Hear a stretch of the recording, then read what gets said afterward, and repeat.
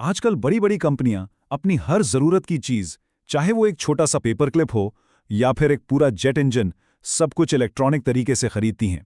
लेकिन इस ऑनलाइन खरीदारी की आसानी के पीछे कुछ बहुत बड़े चैलेंजेस भी छुपे हुए हैं। आइए देखते हैं कि ये सब होता कैसे है। तो सवाल यही है कि आखिर ये कंपनियां इतने बड़े पैमाने पर ऑनलाइन खरीदारी करती कैसे हैं और इससे भी अहम इसे महफूज कैसे बनाती हैं। आज के business to business ecommerce का स्केल बहुत बड़ा है और इसी मसले को आज हम समझने की कोशिश करेंगे।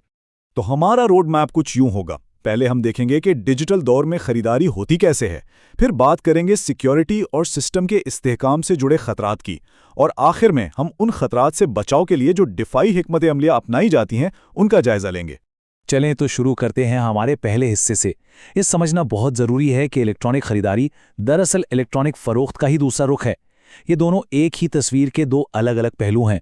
मतलब ई बिजनेस के जो उसूल बेचने वाले पर लागू होते हैं वही खरीदार पर भी होते हैं। इसीलिए जब हम खतरात और फ़ायदों की बात करते हैं तो हमें दोनों को साथ लेकर चलना पड़ता है। अब हम खास तौर पर देखेंगे कि खरीदार को किन खतरात का सामना करना पड़ता है।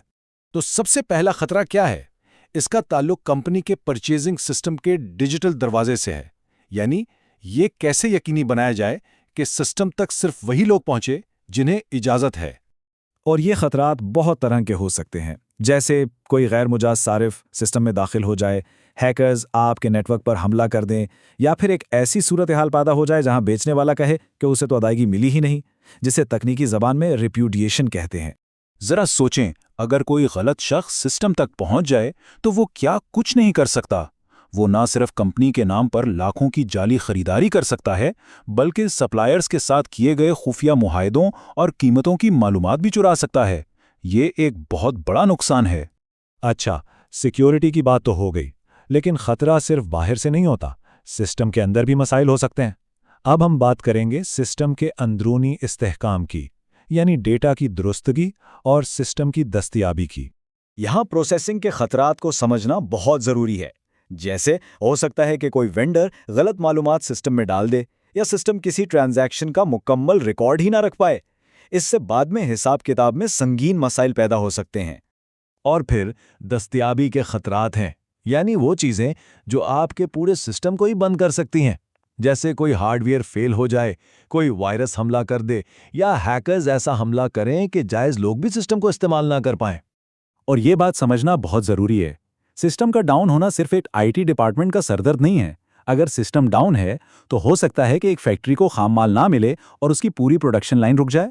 ठीक है, तो हमने मसाइल की तो बहुत बात कर ली, अब जरा हल की तरफ आते हैं। आखिर इन खतरात से बचने के लिए कंपनियां क्या करती हैं? इनकी डिजिटल ढाल कैसी होती है? देखें, हर खतरे के लिए एक मखसूस दिफाई हिकमत अमली मौजूद है। ये एक तह दर तह दिफाई निज़ाम है जो खरीदार को इस डिजिटल दुनिया में महफूज रखता है। आइए इन दिफाई तहों को एक एक करके समझते हैं। सबसे पहली और बुनियादी दिफाई लाइन है ऑथेंटिकेशन, यानी तस्दीक। इसे आप सिस्टम का गेटकीपर समझ लें। इसका काम सिर्फ ये यकीनी बनाना है कि सिर्फ सही लोग ही अंदर आ सकें, और इसके लिए कई तरीके इस्तेमाल होते हैं। यूज़र आईडी और पासवर्ड तो हम सब जानते हैं, लेकिन इससे आगे बढ़कर रसाई की सतहें या एक्सेस लेवल्स भी सेट किए जाते हैं। मतलब एक जूनियर ऑफिसर शायद सिर्फ छोटे मोटे ऑर्डर कर सकता है, जबकि मैनेजर बड़ी मालियत के ऑर्डर्स को मंजूर कर सकता है। ये सब कुछ अथॉरिटी टेबल्स के जरिए कंट्रोल होता है। अगला दिफाई हथियार है एन्क्रिप्शन। इसे एक खुफिया कोड समझ लें। ये आपके हसास डेटा, जैसे परचेज ऑर्डर या कीमतों को, एक ऐसी खुफिया जुबान में बदल देता है जिसे सिर्फ भेजने वाला और वसूल करने वाला ही समझ सकता है। इस तरह रास्ते में कोई इसे पढ़ नहीं पाता। फिर आती है फायरवॉल। ये बिल्कुल एक डिजिटल बाउंसर की तरह है। ये कंपनी के नेटवर्क की सरहद पर खड़ी होती है और हर आने और जाने वाले डेटा को चेक करती है। ये पहले से तयशुदा उसूलों की बुनियाद पर फैसला करती है कि किस ट्रैफिक को अंदर आने की इजाज़त है और किसे बाहर ही रोकना है। पेनिट्रेशन टेस्टिंग को आप साइबर सिक्योरिटी की दुनिया की फायर ड्रिल कह सकते हैं। इसमें कंपनियां अच्छे हैकर्स को पैसे देती हैं कि वो मुजरिमों की तरह सोचकर उनके सिस्टम पर हमला करें, ताकि असली हमले से पहले ही कमजोरियां पकड़ी और ठीक की जा सकें। और खुदा न खास्ता अगर कोई बड़ा हमला या नाकामी हो भी जाए तो उसके लिए डिजास्टर रिकवरी प्लान तैयार होता है। ये एक मुकम्मल गाइड बुक है जिसमें लिखा होता है कि किसी भी इमरजेंसी के बाद सिस्टम को जल्द अज जल्द दोबारा ऑनलाइन कैसे लाया जाए, जिसमें डेटा बैकअप से लेकर मुतबादिल कंप्यूटर सिस्टम्स तक सब कुछ शामिल होता है। तो असल बात यह है कि डिजिटल दुनिया में खतरात को मुकम्मल तौर पर ख़त्म नहीं किया जा सकता, लेकिन उन्हें मैनेज ज़रूर किया जा सकता है। एक कामयाब प्रोक्योरमेंट सिस्टम वही है जो रफ्तार और हिफाजत के दरमियान एक बेहतरीन तवाज़ुन कायम करे। और आखिर में एक सवाल, जैसे जैसे टेक्नोलॉजी, ख़ास तौर पर मसनूई ज़हानत, ख़रीदारी के अमल को खुदकार बना रही है, मुस्तक़बिल में इस अमल को महफूज बनाने के लिए हमें किन नए डिजिटल हथियारों और कैसी नई ढाल की ज़रूरत पड़ेगी?